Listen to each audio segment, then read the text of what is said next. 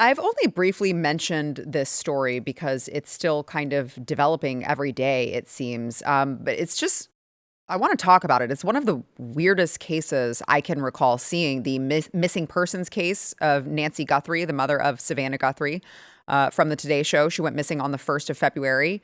Police say that there was foul play involved. They found, blood at the scene. You had footage of the suspect that they took him a while to find, which was also strange, tampering with the Nest doorbell camera.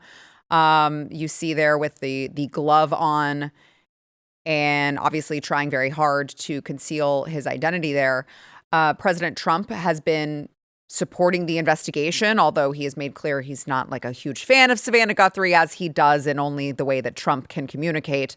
But he said that he was threatening the kidnappers with the death penalty if Nancy Guthrie was not returned alive. And I'm not an expert in this, so I decided to bring on an expert in this. Jonathan Gilliam is a former Navy SEAL, FBI special agent, and federal air marshal. He's also the author of the best-selling book, Sheep No More, The Art of Awareness and Attack Survival, along with its 2 other workbooks. Thank you for joining me. Good to be here. Am I wrong that it's just such a strange situation? There's a lot that's very strange. Everything about it. I really want you all, I'd love to see Glenn Beck dive into these cameras, the Nest camera. Just to start off with that, first of all, the Nest camera, Ring cameras, the same, had a commercial at the Super Bowl. And this stuff is being recorded and stored even if you don't subscribe. Right.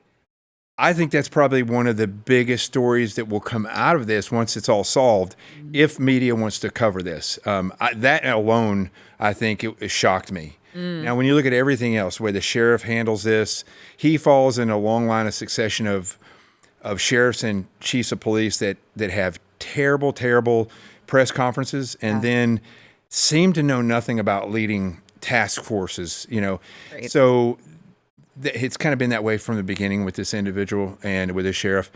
He said things, and then a week later he says another thing. It's totally opposite from it.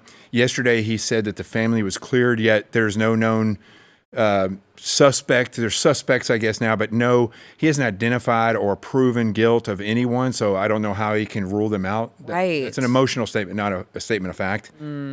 The biggest one I saw today, though, was that in Savannah Guthrie's book, and she reads it, an audiobook, she talks about a game that she used to play with her aunt that her mother's sister, who's much older than she is, but she would come and kidnap them when they were young kids. She would work it out with the mom, but she would come and get them out of bed and then say, come on, we're going to make a run for it. And they would go, and then like an hour later, 30 minutes later, they would call the mom and say, we're alive, we're okay, and the mom would play along with it. What?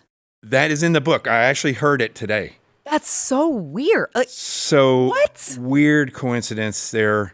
And another reason why I would not rule the family out. I can understand kind of why the sheriff would say that maybe we shouldn't be, maybe we should tone back the rhetoric against the family because they could be targeted by crazy people. But for him to say that it's his job to speak for the family, that's not his job. That is not his job. Is to be running that investigation. Right. But, I did a case study or I went through certain courses when I was in the FBI for statement analysis. And one of the cases that we talked about was a woman who had 14 personalities, and she and her sister were both abused and went through the same abuse. Their mom would do things like put them in scalding water when they were bad in the bathtub. She grew up and developed all these personalities. Her sister grew up hating her mom. So it just goes to show you, there could be 2 good kids in that family and 1 crazy kid, or their kid could be crazy. But the fact that story was in there was very, very strange to me. That is bizarre. I hadn't even heard that. And then you add on top of that I don't know how I would ever react if someone kidnapped my mom and we were looking for her, but it feels weird to put yourself on social media and selfie videos. Everyone's already talking about it. I don't know why you need to tell people hey, let us know if you see anything. Right. It's already wall-to-wall coverage of it. That part was weird to me. And again, I'm not trying to victim shame or anything if this in fact was just some random kidnapper and they're really upset. But the crypto stuff where there's a ransom note. That, I think, is an evolution in crime. I think you're going to see that more, not necessarily kidnapping. Kidnappings happen all the time. Sure. They just don't happen here that much. Usually here in the United States, it's parental kidnapping of their child because they're in a bad custody case. But a lot of kidnappings happen in Mexico that use Bitcoin all the time, but there's two-way conversation. It's very aggressive because they want people to know that the person is in grave danger and they want to force people to pay. You didn't see any of that. You just saw some emails with some kindness saying, she's in distress and she knows what's going on. That sounds like a scam from India or Nigeria where they do these economic scams all the time. The wording wasn't correct. There was no two-way communication.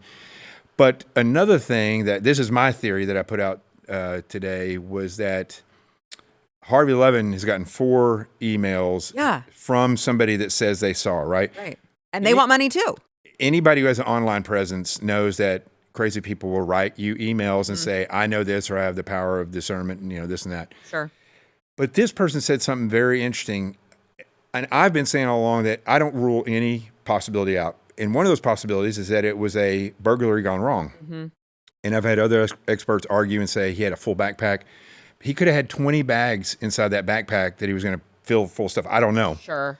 She could have woken up right after he got in the home and he could have injured her or killed her and then sat for 40 minutes trying to figure out what to do. Mm-hmm. But the guy who's writing Harvey Levin said something in the last email that he's afraid to come forward because he has a record because he had been incarcerated for burglary before. So I've been putting this out 20% of the time, more or less, the people who call in a homicide are the people who committed it. So I could see this person having done that crime, and we saw in the film footage that calm enough to get in the home, stupid enough to go and do the things with the weeds and all that stuff that he did, and then to throw his glove away within 2 miles of the home. So could this person writing these emails, trying to get some money, actually be the person who took Nancy out, not for a ransom, but because something occurred, he wanted to get her out of there and stashed her, or maybe could be alive, but, and then now he's writing, trying to get them to pay money so he can say, oh, yeah, she's in Mexico.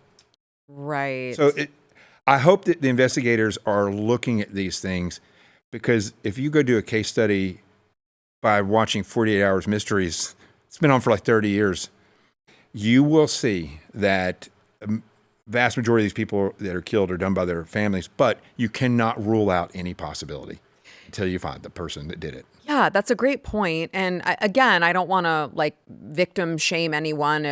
I can't imagine being in that position, but I did see the investigators were still, weeks later, they go back to the sister's house and they're taking pictures inside the sister's house. And then you're like, what? And then they set up that tent at one point, the white more stuff in there. Yeah. Yeah. So, I know you mentioned, 48 hours. I used to watch the first 48 all the time. Yeah. And, they tell you the first 48 hours are the most crucial of the investigation. And it's been so many weeks now. This woman was on medication to keep her alive, they say, that she didn't take. What does your gut tell you? Obviously you don't know, you're not a psychic, but what does your gut tell you whether or not she's still alive? Well, I would say the possibility is she's alive is still there, and they need to treat the investigation as such. Mm-hmm. But I would say statistically, and looking at her age and her health and the fact that she was bleeding or she was dropping blood. See, if you're injured and your heart's still pumping, you're going to be bleeding. But if you were injured and you're now dead, your heart is no longer pumping. So blood may drop, but it's not going to be, you're not bleeding profusely. So it could have been that she was already deceased and he moved her, and that's why you see droplets versus, blood dripping in a stream of blood.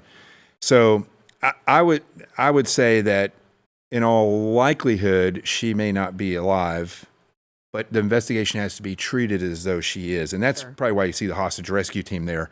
Yeah. Because especially if she's over the border, if they found out, they're going to deploy and they're going to do what they can to rescue her. So people that did this, if it was a kidnapping, they should be fully aware of what they're going to reap. They've sowed something really bad. Yeah. It sounds to me like they need to hire you to come They would. That'd be great. come help them. Jonathan Gilliam, thank you so much for your expertise and time. Make sure you check out this guy knows what he's talking about. Okay, so check out his book, Sheep No More, The Art of Awareness and Attack Survival, along with the official workbooks that you see there, available wherever books are sold. Come back soon. I will. Thank you.